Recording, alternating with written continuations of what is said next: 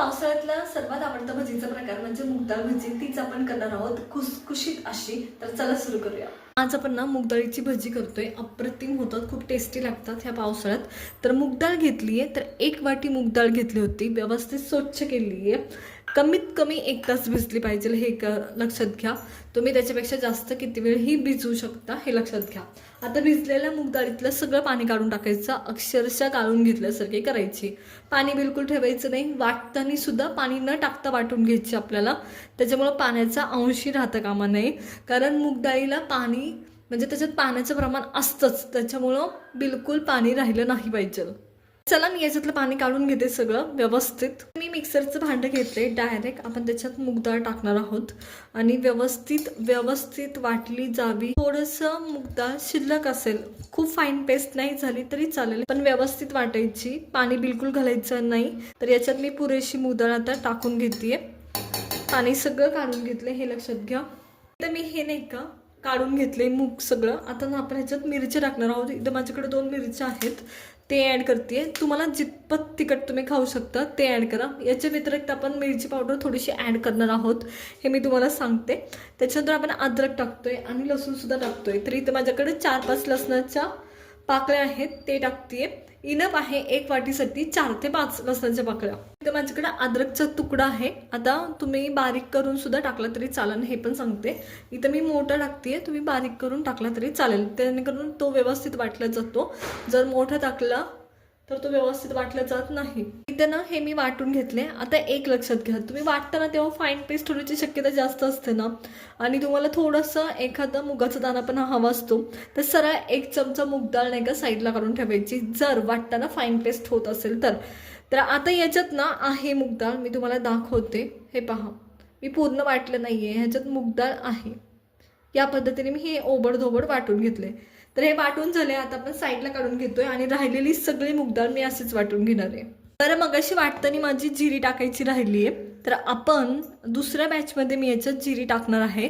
तर तुम्ही हे लक्षात घ्या, हे चुकून माझ्याकडून राहिलं होतं. तर तुम्ही जिरी टाकायची आहे, किंवा जिरी पावडर तुम्ही परत सगळं वाटून झालं वर टाकली तरी चालेल. त्याच्यात मी ना जिरी टाकतीये या पद्धतीने. ते हे सगळं व्यवस्थित वाटून झालंय. आता आपण याच्यात नाही का कांदा टाकतोय. 1 कांदा आहे मीडियम साईजचा, तो मी बारीक चिरला होता, तो टाकतोय. इवन काही ठिकाणी टाकला सुद्धा जात नाही टाकला तरी चालेल, काही हरकत नाही. त्याच्यानंतर माझ्याकडे इथं कढीपत्ता आहे, तो मी टाकते. असं तोडून टाकायचा, त्याचा फ्लेवर खूप चांगला येतो. आता याच्यात नाही का आपण कढीपत्ता टाकलाय. आता याच्यात आपण हळद टाकतोय, थोडीशी, एकदम थोडीशी टाका. आणि याच्यात सोडा नाही टाकायचं, हे लक्षात घ्या. नंतर मी इथं लाल मिरची पावडर ॲड करते. तर ही या पद्धतीने. आता ही तिखट आहे, कलरना नाही आहे, अशी करते मी. त्याच्यामुळे भजीला सुद्धा खूप ब्राऊन कलर येत नाही, पण भजी मात्र तिखट लागतात. तर हे मी ॲड केली आहे. आता सगळ्या गोष्टी व्यवस्थित मिक्स करून घ्यायच्या. या गोष्टी आपल्याला व्यवस्थित मिक्स करायच्यात. आता तुम्हाला जर दिसत असेल आता, तर माझ्या मुगाला एवढं पाणी वाटत नाही आहे, मुगाच्या पेस्टला एवढं पाणी नाही आहे माझ्या. हे खूप महत्त्वाचं आहे, ह्याला पाणी नसणं हे ठीक आहे खूप. जसं तुमचं उडदाचे वेगळे वडे करताना जसं असतं ना, सेम तसं हे पाहिजे. चांगले होतात मूगडाळीचे वडे आणि कुरकुरीतसुद्धा लागतात. आता जर करायचंच असेल, तर जर पाण्याचं प्रमाण असेलच, तर त्याच्यात 1 चमचा बेसन पीठ तुम्ही ॲड करू शकता. कुरकुरीतपणा येण्यासाठी तांदळाचं पीठ ॲड करू शकता, त्याने पण कुरकुरीतपणा येतो. तर इथं मी हे ॲड केलं आहे. कोथिंबीर आता हे नाही का पीठ आपलं करून झालंय, रेडी आहे, मिक्स करून झालंय. मीठ टाकायचं राहिलंय फक्त. आणि मी जसं सांगितलं की पाण्याचं प्रमाण असेल तरच त्याच्यात तांदळाचं पीठ टाका, बेसन टाका, नाही तर नाही ॲड केलं तरी चालेल, काही गरज नाही या गोष्टींची. ना मी चवीनुसार हे मीठ ॲड करते. झालं आपलं तुमचं बॅटर तयार. आता आपण भजी करायला सुरुवात करणार आहे. मी मीठ मिक्स करणार आहे लगेच. तर चला आता भजी तळायला सुरुवात करूया. आपण भजी तळायला सुरुवात करतोय आणि त्यासाठी तर मी तेल गरम केलंय, व्यवस्थित कडकडीत आहे. सुरुवातीला तेल गरम असावं, पण भजी तळताना मात्र बारीक गॅसवर तळायची, नाहीतर आतमधून कच्ची राहतील. भजी सोडायला सुरुवात करते. तुम्ही हाताने सुद्धा सोडू शकता. तर चला मी तर पटपट चमच्याने सोडते. गॅस बारीक करायचा, नाहीतर भजी लवकर तळा येतात, म्हणजे त्याचा कलर फार लवकर बदलतो. त्याच्यामुळे गॅस बारीक करायचा आणि मग भजी सोडायची.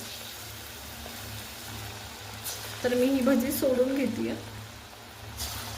आणि मुगाची भजी एका टायमाला खूप सारी बसतात, त्याच्यामुळे तुम्ही खूप सारी सुद्धा सोडू शकता.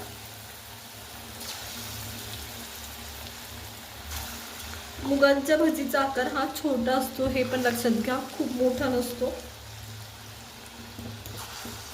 तर इथं मी पुरेशी भजी सोडली आणि आता माझा गॅस पूर्ण बारीक आहे हे पण तुम्हाला सांगते. तरी सुद्धा मला मधल्या भजींचा कलर हा चेंज झालेला दिसतोय या पद्धतीने. आणि ही बारीक गॅसवर आपल्याला तळून घ्यायची. इथं मी बारीक गॅसवर ही भजी तळून घेतलेत आणि याचा कलर पहा थोडं थोडं चेंज होते. एकदम मोठा गॅस करायचा नाही, आतमधून भजी कच्ची राहतात, हे लक्षात घ्या. तर हे एकदम बारीक गॅसवर मी तळून घेते. जेवढ्या बारीक गॅसवर तुम्ही तळाल ना तेवढी कुरकुरीत होतील आणि आतमधून व्यवस्थित शिजली पण जातील. हे पहा इथं भजीचा कलर एकदम व्यवस्थित चेंज झालाय आणि भजी सुद्धा व्यवस्थित तळली गेली आहे. फार अप्रतिम आवाज सुद्धा येतोय. तर मी साईडला काढून घेते. तर पहा खूप सुरेख असाच आवाज पाहिजे, तेव्हा तुमची भजी कुरकुरीत होतात आणि आतमधून सुद्धा खूप छान झाली आहेत. टेस्टला पण अप्रतिम झाली आहे. भजीचा वास खूप सुरेख येतोय. तर चला ही सगळी भजी मी साईडला काढून घेते आणि राहिलेली भजी ही तळून घेते. तुम्ही आवाज पाहिला का, एकदम कुरकुरीत असा आवाज याचा येतोय. तर पहा या पद्धतीने. तर चला सगळी भजी मी ही अशीच करून घेते.